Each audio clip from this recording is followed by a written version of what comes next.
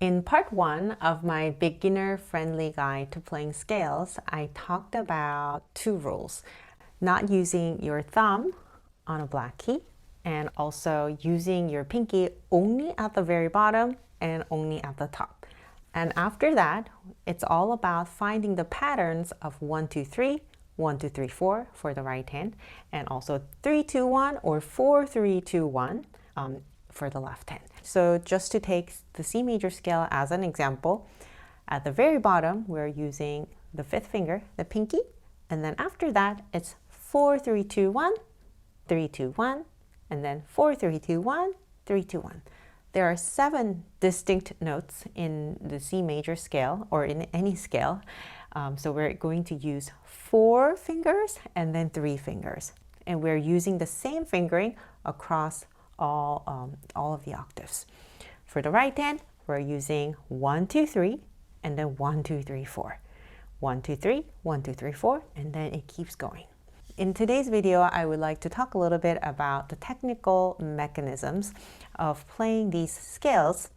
And again, what I talk about today will apply to all of the 24 major and minor scales so that you can build power so they can play loudly, speed, how to play fast, and also build evenness so that like no notes are sticking out. Okay, so I'm going to take the C major scale again as an example. There are 2 major mechanisms of playing the scale. One is tucking under your thumb when you are shifting from this 3 to this 1. And then coming back, there is the crossing over, what we call crossing over. This is called a crossover. So for the right hand, you tuck under going up and then cross over coming down. When you play anything at the piano, you want to have a nice curvature of your fingers. Not angles like this, but nice curvature, all of your fingers falling down. I recommend that you start with your wrist at near the knuckle level. So not like this, and that creates angles. Not like this either, but having your wrist around your knuckle level. That allows all of your fingers to fall down in the most comfortable way. So now when you're actually playing the scale going from here to here, let's say we're just working with 1 octave, you notice that it's very easy to connect these 3 notes. And then also it's easy to connect these notes. No problem doing this. But how about when you're going from this E to this F, when you put the thumb? That's what's called the tucking under. And in order to play the scale in the most smooth way possible, have your thumb ready on the F or be on the way to F already after it's done playing that C. So it does not wait until my E is done playing and then shift over, but it shifts as soon as it's free to do so. And if I were to go 2 octaves, then again, this would happen between 4 and 1. It hides. So that's the first thing. It gets ready as soon as it's free to do so. The second thing is that you maintain your wrist height. Thumb usually plays on its side. So if I show you with my left hand, it plays on the side, whereas all the other fingers play on the tip, right? But the thumb plays on the side. And just because it's placed on the side, a lot of students tend to go like this. All of a sudden, they either go up and down on the wrist or hit the thumb. Because our thumb is short and stubby, we especially have to be careful not to create an accent when we play with our thumb. So that's the second thing. The third thing is that you keep your forearm fluid. We are working with very, very small parts of our body. The fingertips are actually what's making the contact with the keys. But that does not mean that you are locked over here. Keep the wrist fluid. I don't want you to make any quick movements in your forearm or for that matter anywhere else, but keep it fluid so that it follows the fingers. So that's the third thing. Let's review the three things when you're tucking under. Number one, you are hiding your finger. It moves as soon as it's free to do so. Number two is that you're not going up and down with your wrist. The third thing is that you keep your forearm fluid. Now, pretty much the same principles apply when you are crossing over. Your forearm is fluid. When I'm crossing over, my third finger gets ready as soon as it's able to do so. If I show it in very slow motion,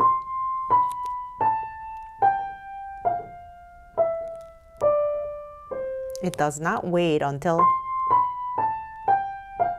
and then quickly make the shift, right? So I'm always thinking about the movement to the left, to the left, to the left, and my arm follows the finger movement. Let me now show you my left hand. Because our hands are in the mirror image, the left hand is going to cross over, going up. So it gets ready and comes down.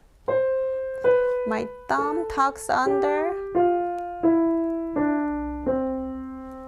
My wrist is around the knuckle level and it does not stay locked. It's a fluid situation. When you're making the crossover, your arm, both of your forearms, they do not stay locked in. It's a fluid movement. Keep it pretty loose and think more about the weight falling down into your fingertips.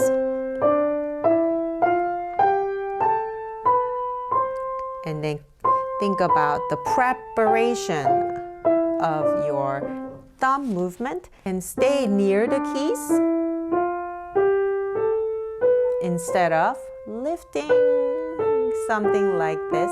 You see this kind of movement in a lot of students trying to be very deliberate with finger movements. I recommend that you just stay near the keys without raising each finger excessively. That usually creates tension over here.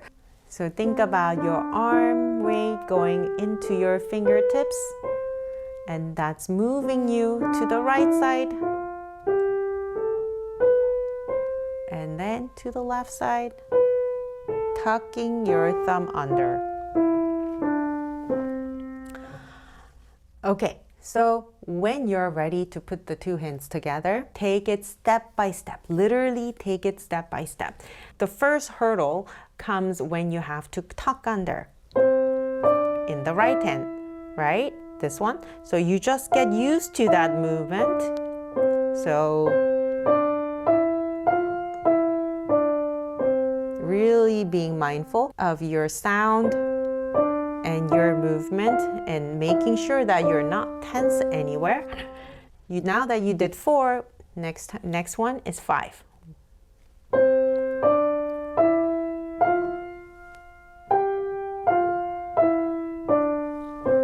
Get used to that. Next one is 6. What do you have to do over here in the left hand? You have to get your third finger to that A. One more time. Okay, and then 7 notes.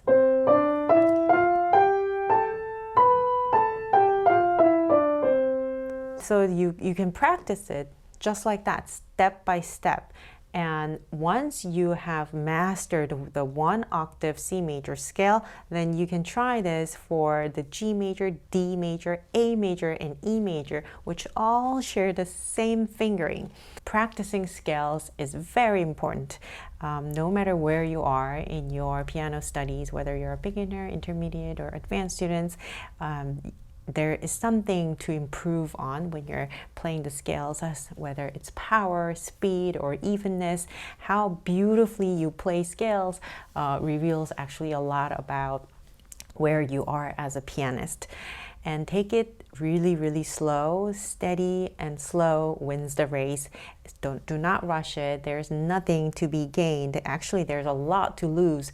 When you rush the process, you can get into bad habits and you get mixed up and you learn it the wrong way. Then it becomes really hard to fix it. So many students working on intermediate and even advanced repertoire, their technique is so poor that it does not let them advance to the next step, because they have so many poor habits that's already embedded in how they play the piano, and really becomes so hard to fix some of these habits. So that's why I created this video. I hope it was helpful for you.